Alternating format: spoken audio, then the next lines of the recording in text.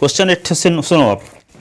एक लड़की एक पासे को उछालती है, पासे को डाइस को थ्रो करती है, ठीक है।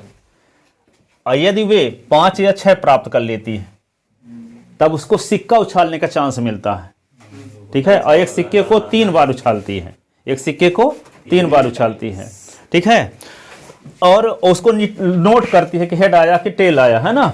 अब दूसरा क्वेश्चन लिखो इसी में। अब फिर यदि 1 2 3 4 आता है, क्या आता है, 1 2 3 4 आता है, तो एक सिक्के को 1 बार उछालती है और ये नोट करती है कि हेड आया कि टेल, हेड आया कि tell.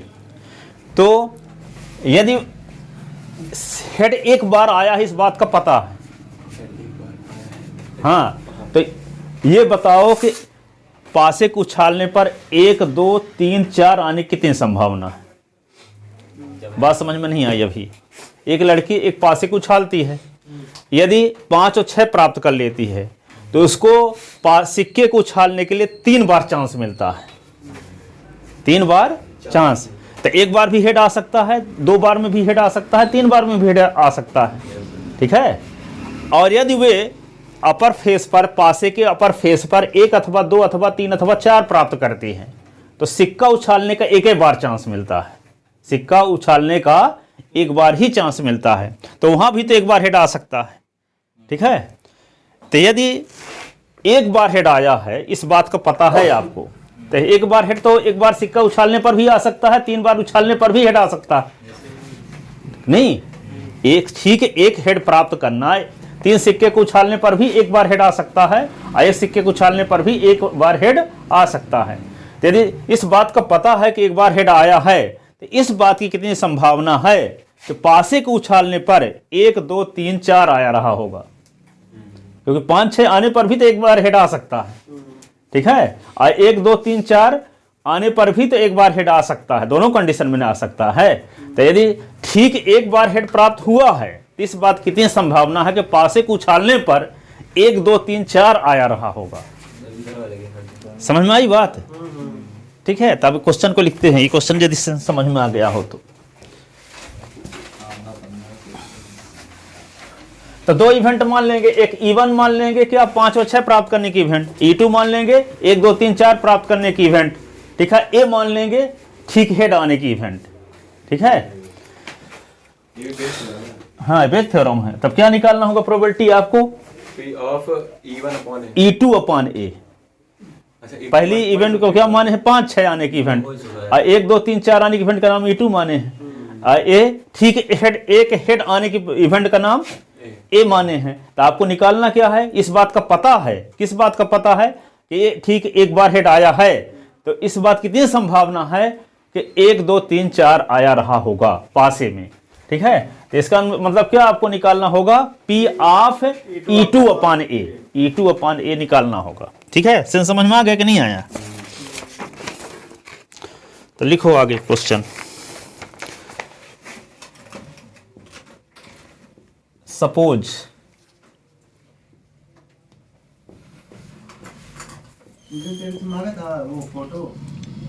A girl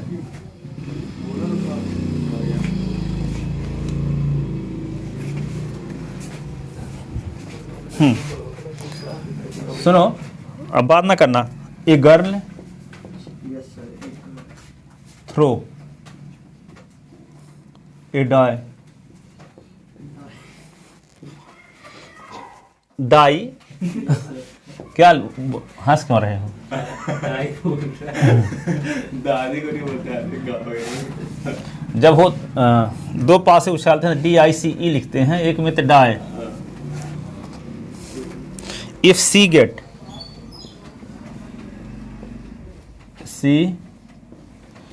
gets 5 or 6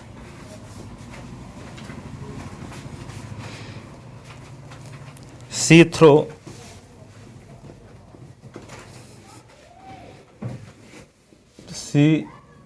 throw a coin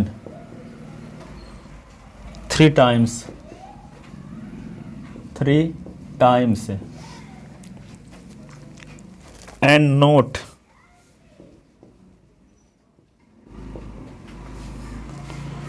the number of head, the number of head. If she get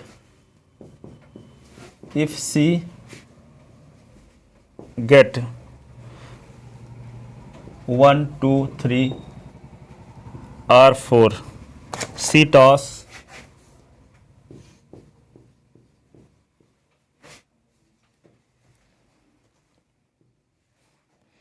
a coin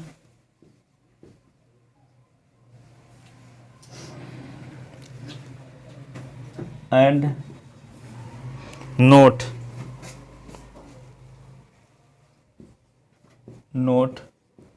whether a head or tail.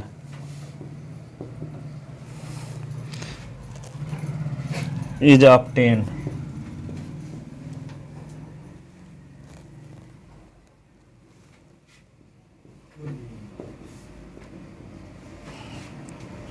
If she obtain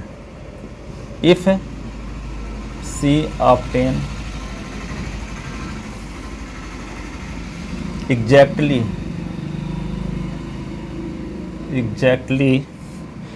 one head, नहीं तो मतलब एक से ज्यादा head भी हो सकता है ना। एग्जैक्टली ठीक है, एक ही हेड, एक हेड मतलब एट लीस्ट में एक से अधिक होता है और एट मोस्ट में उससे कम। मतलब अगर 3 टॉस हुए तो उसमें से एक हेड के एक बार हेड वाली फेवर में है 3/8 1 हेड। इस बात का पता है कि ठीक एक हेड आया है, ठीक है। तो इस बात की कितनी संभावना है कि पासे को उछालने पर 1 2 3 4 आया रहा होगा। Exactly 1 head. What is the probability, what is the probability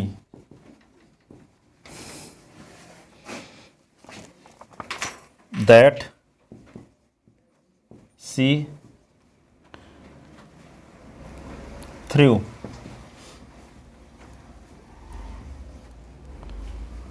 one, 2, 3 or 4 with the die?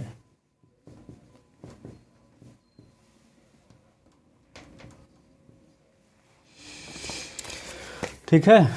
यदि इस बात का पता है कि ठीक है एक हेड आया है, तो इस बात की कितनी संभावना है कि पासे को उछालने पर 1 2 3 4 आया रहा होगा। क्योंकि एक हेड तो दोनों कंडीशन में आ सकता है, 5 6 आएगा तब भी एक हेड आ सकता है और 1 2 3 4 आने पर भी एक हेड आ सकता है। तो लिखो solution, let E1 E2 and capital A be the event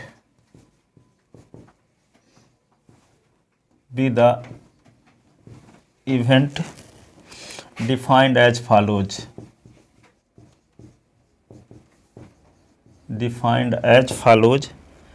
E1 किसको मान लिए, getting 5 or 6 in a single throw of die.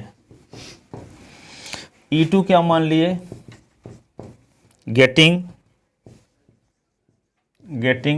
1 2 3 or 4 in a single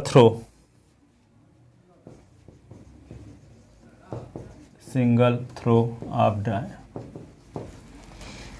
A getting exactly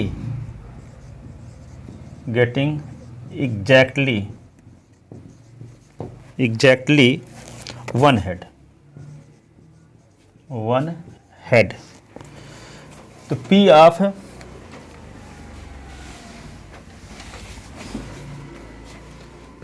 E1 is equal to क्या लिखोगे, 2/6 ना। जीत 2 कंडीशन में होने वाली 5 और 6, तो फेवरेबल आउटकम 2 और टोटल आउटकम 6 हो गए एक पासे को उछालने पर, तो 1/2। अब P of E2 is equal to favourable outcome, हाँ 1/3 होगा, और P of E two is equal to क्या होगा 4/6 ना, 2/3। और ए बराबर, अब दो कंडीशन है, जब एक सिक्के को जब मान लो 5 और 6 आता है तो सिक्के को 3 बार उछाला जाता है, तो 3 बार उछालने पर टोटल आउटकम 8 होगा और 1 बार उछालने पर टोटल आउटकम 2 होगा। ठीक है, जब 5 6 प्राप्त कर लेती है तो चांस 3 बार मिलता है, और 1 2 3 4 आता है तो चांस 1 बार मिलता है। ठीक है ना। तो यहाँ 2 सैंपल स्पेस होंगे, 3 बार उछालने पर 8 होगा, 1 बार उछालने पर 2 होगा। ठीक है, तो यहाँ लिखते हैं नाउ द सैंपल स्पेस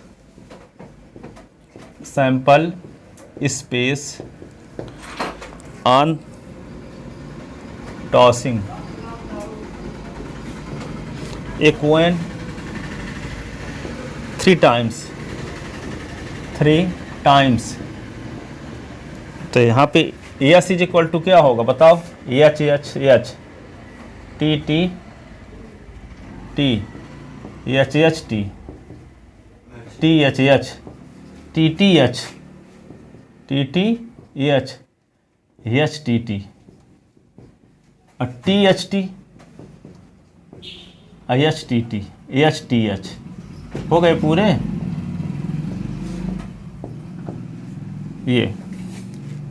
ये नाफ एस, तो n of S is equal to क्या हो गया यहाँ पे, n of S is equal to 8।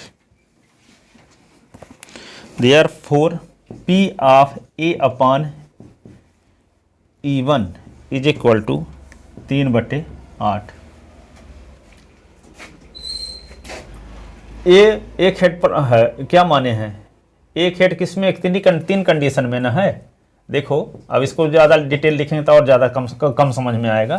तो एक हेड देखो कितनी कंडीशन में है, देखो ठीक एक हेड, 1 2 और ये 3 कंडीशन है, 8 कंडीशन में से, तो 3/8 हो गया इसकी प्रोबेबिलिटी, 3/8। ये तब जान ही चुके हो कि एक हेड आने की इवेंट है, ऊपर ही लिख चुके हैं। ठीक है, और इवन जान ही चुके हो कि जब पासे को उछालते हो तो अंक 5 या 6 आने की इवेंट है। ठीक है, तो 5 और 6 जब आएगा तभी तो 3 बार उछालने का चांस मिला है। ठीक है, तो कहने का मतलब ठीक एक हेड आने की प्रोबेबिलिटी जब पासे को उछालने पर अंक 5 6 आया है, अंक 5 6 आया है। ठीक है, इस बात का पता है, जब 5 6 आएगा तो एक हेड प्राप्त करने की प्रोबेबिलिटी को दर्शाएंगे P of A upon E1 से। ठीक है, और जब 1 2 3 4 आया है और एक हेड प्राप्त करने की प्राप्ति तो 1/2 हो जाएगी, क्योंकि एक बार चांस मिलेगा ऐसी स्थिति में ना। ठीक है, सैंपल स्पेस तो वहां क्या रहेगा, एच आएगा अथवा टी रहेगा, एक बार उछालोगे तो, और 3 बार उछालने पर कितने होगा, 8 होगा। ठीक है,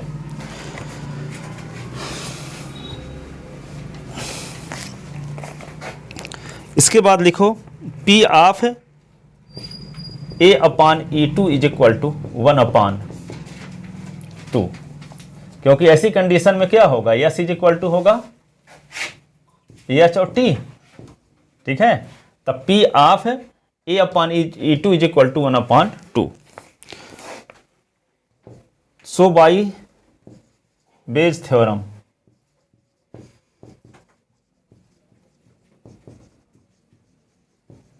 रिक्वायर्ड प्रोबेबिलिटी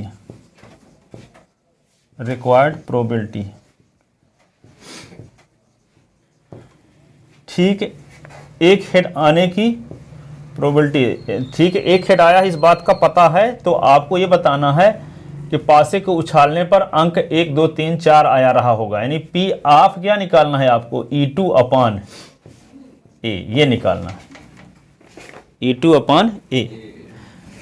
तो टोटल आउटकम क्या होगा, P ऑफ E1 और P of A upon E1 और P ऑफ E2 और P of A upon E2, ये टोटल आउटकम होगा। और फेवरेबल आउटकम क्या होगा, P of E2 P of A upon E2। ठीक है, तो P of E2 upon A is equal to, इसकी प्रोबेबिलिटी क्या है, P ऑफ E2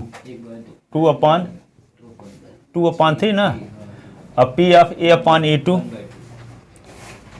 1/2, अब पी ऑफ E1 1/3, अब P of A upon E1 3/8, अब plus P of E2 2/3 into 1/2। ऐसे इसको सिंप्लीफाई कर लो, 8/11 आता है।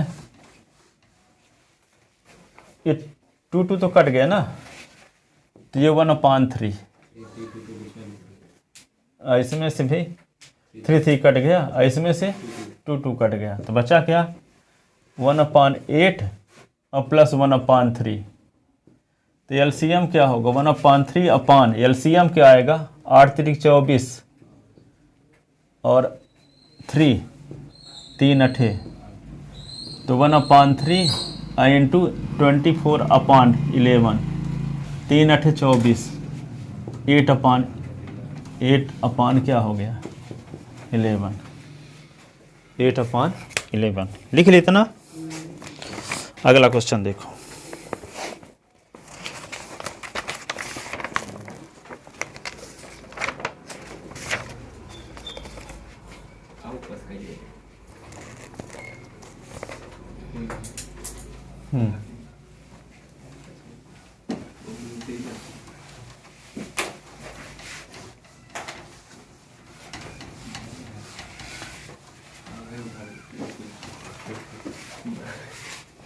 क्वेश्चन अगला लिखो।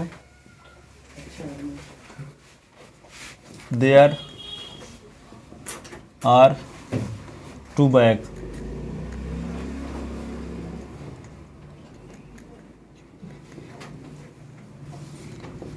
A and B.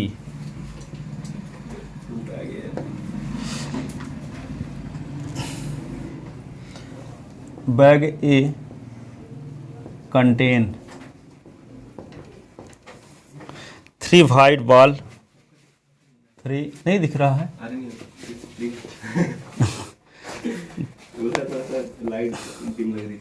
Three white and 4 red, 4 red balls, whereas bag B contain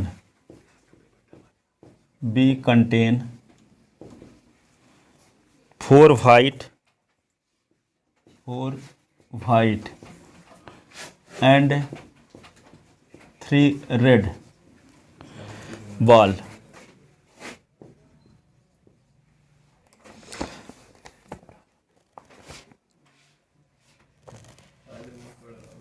अब लिखो 3 ball are drawn,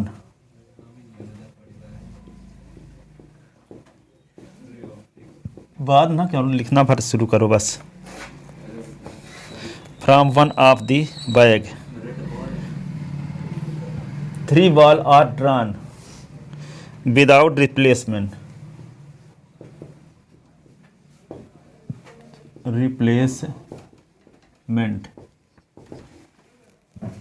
from one of the bag,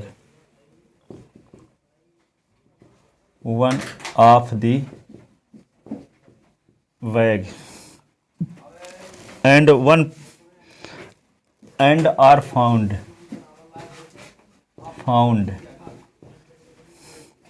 to be 2 white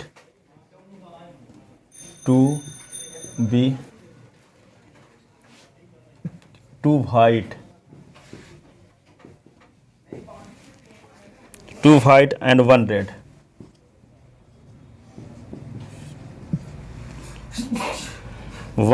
red, find the probability that were drawn from bag B।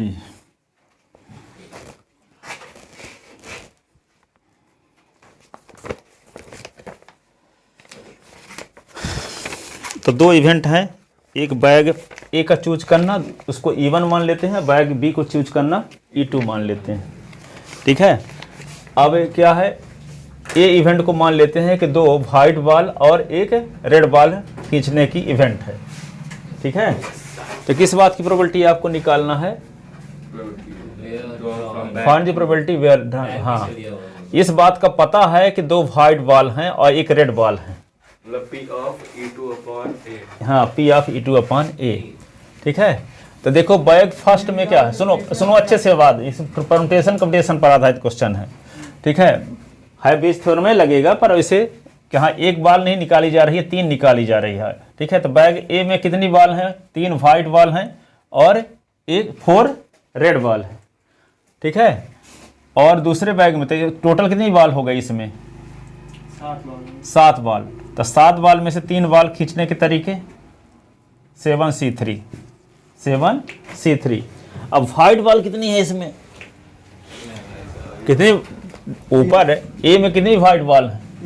3 white ball में से 2 white ball खींचने के तरीके 3C2, और 4 red ball में से 1 रेड बॉल खींचने के तरीके 4C1। Fundamental principle of counting से दोनों का मल्टीप्लाई हो गई, पिछले साल पढ़े थे, अपान क्या हो गया यार?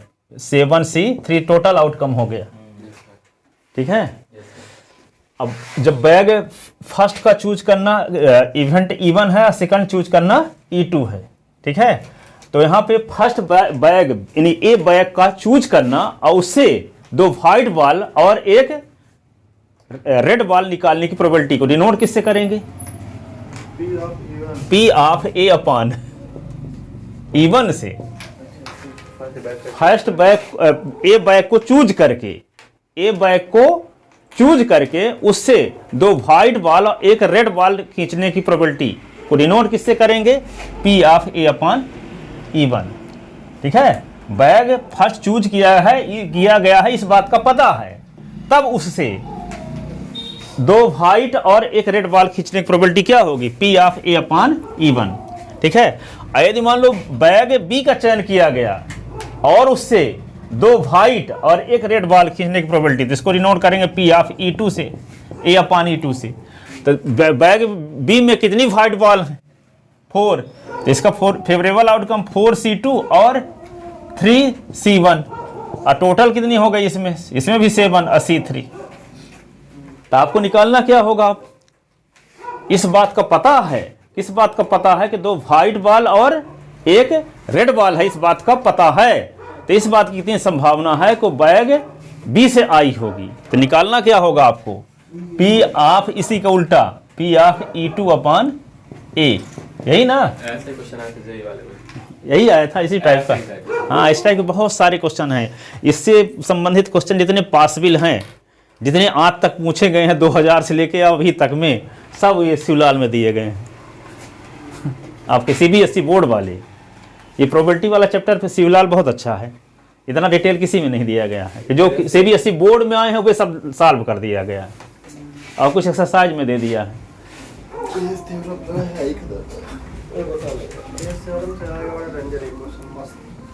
लैंग्वेज एकदम सीधी वाली है। हाँ आसान है शायद पढ़ना। हाँ, लिख ले, इक्वेशन समझ में आ गया ना क्या करना है? चलो लिखो।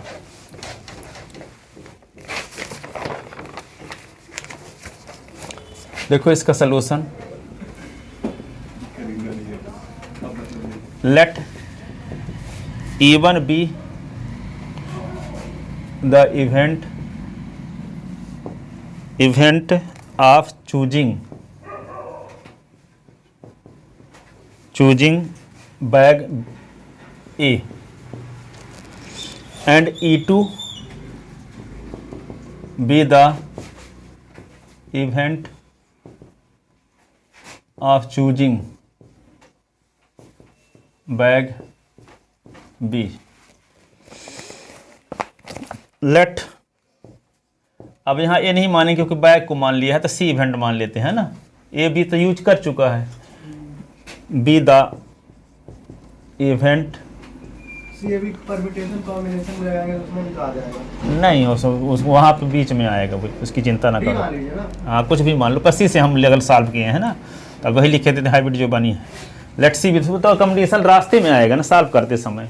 इधर तो इवेंट में तो रहेगा पी ऑफ सी ना, P of C to be the event of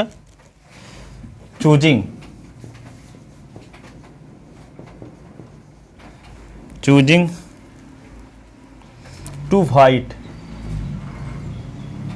and one red ball,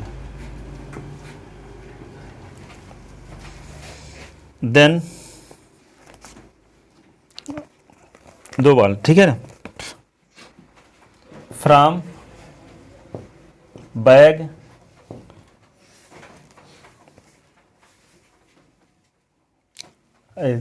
according to question लिख लो। According to P of E1 is equal to क्या लिख दोगे, P of E2 is equal to 1/2। According to question क्या लिखोगे, 2 bag हैं तो 2 bag में फर्स्ट बैग का चूज करने की प्रोबेबिलिटी 1/2 और सेकंड बैग का चूज करने की प्रोबेबिलिटी 1/2। तो लिख, अच्छा बोलने के हिसाब से लिख देते हो। अच्छा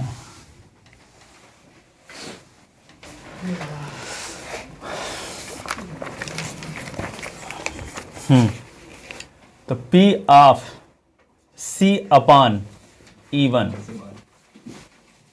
इसका मतलब क्या है, बैग एक का चयन करना और उससे 2 वाइट बॉल एक रेड बॉल निकालने की प्रोबेबिलिटी। तो क्या लिख दोगे इसको, 3C2 इंटू 4C1/7C3। इसको सिंप्लीफाई करो तो NCR का फार्मूला जानते हो ना, n का फैक्टोरियल अपान r का फैक्टोरियल n माइनस r का फैक्टोरियल। तो ये 3 का फैक्टोरियल अपान 2 का फैक्टोरियल 3 माइनस 2 का फैक्टोरियल, 4 का फैक्टोरियल अपान 1 का फैक्टोरियल 4 माइनस 1 का फैक्टोरियल। अब देखो इसको 7 का फैक्टोरियल, ठीक है, 3 का फैक्टोरियल 7 माइनस 3 का फैक्टोरियल। अब इसको क्या लिखोगे, 3 का फैक्टोरियल को लिख सकते हो 3 इंटू 2 का फैक्टोरियल, 2 का फैक्टोरियल कट गया, ये 1 बचा, 4 इंटू 3 का फैक्टोरियल लिख दो और 1 इंटू 3 का फैक्टोरियल इसको काट भी दो। अब इसको क्या लिख सकते हो, 7 इंटू 6 इंटू 5 इंटू 4 का फैक्टोरियल, ऐसे 3 इंटू 2 इंटू 1 और ये क्या लिख दोगे 4 का फैक्टोरियल, इससे कैंसिल हो गया, ठीक है। 2 और ये क्या होगा 2 का फैक्टोरियल ना है ये, तो 2 का फैक्टोरियल भी इससे कट गया। अब जो बचा है उसको लिख दो, तो क्या होगा 3/1 इंटू 4/1 अपान ये क्या हो जाएगा, 0 का फैक्टोरियल भी 1 होता है ना, 0 का फैक्टोरियल, हाँ 0 का फैक्टोरियल 1 होता है। तो यहाँ पे क्या होगा 7 इंटू 6 इंटू 5 अपान 3 इंटू 2 इंटू 1, यहाँ पे 3 2 जा 6 से ये 6 कट भी गया, ठीक है ना। तो होगा 4 3 12 और बटे क्या हो जाएगा ये 7 पना 35। अब कटेगा क्या, नहीं कटेगा, यही इसका आंसर।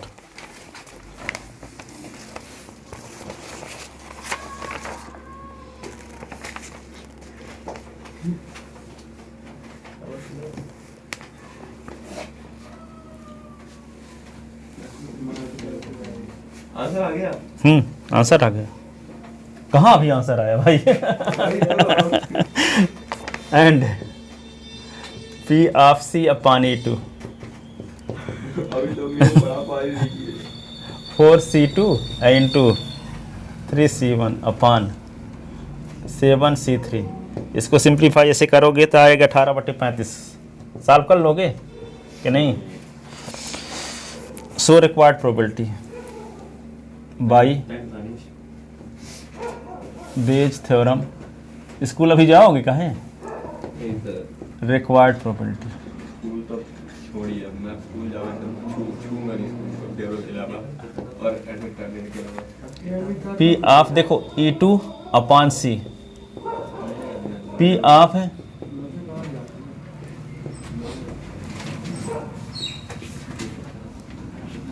देखो, हम सिंपल पेपर में देखें तो उसमें मीन वेरिएंस सब पूछा है, निकाल दिया है, पर वो आया है सिंपल पेपर में।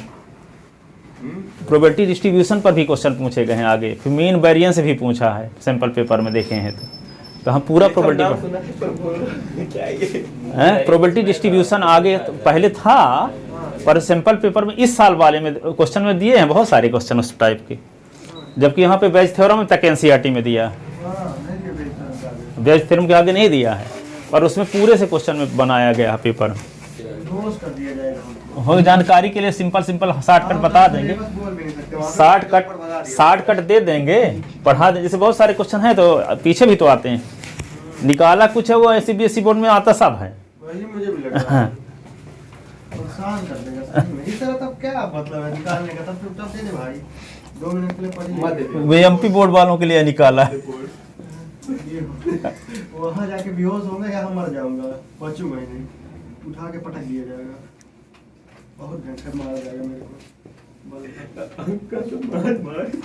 लच्छा पराठा E2 वाला निकाल दिए,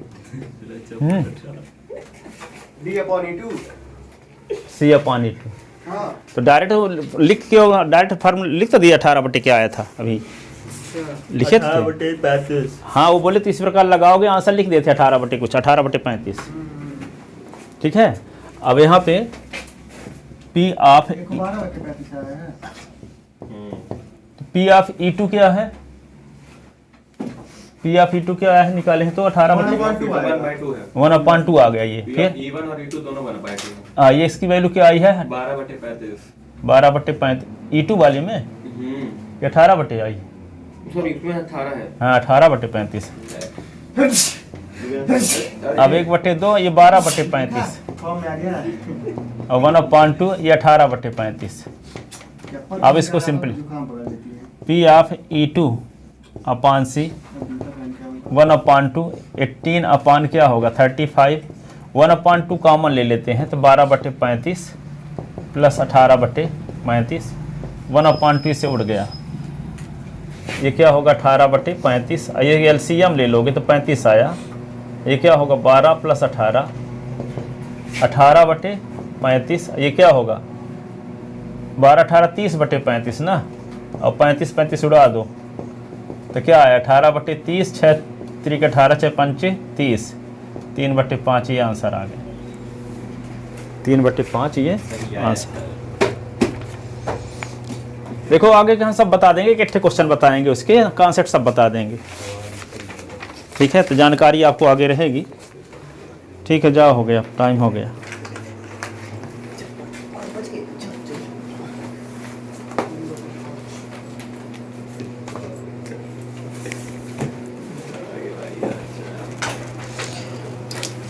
इस टाइम में आप लोगों को ज़्यादा नुकसान हो तो 5 बजे भी खाली रहते हैं, सुबह शाम को। अरे यदि आपको लगता हो कि इस टाइम पढ़ाई घर में ज़्यादा होगी तो शाम 5 से ठीक रहता है, ठीक वो है, जाते हैं। ठीक है, मैं तो ठीक ना हो ठीक है, पाऊंगा, ठीक है।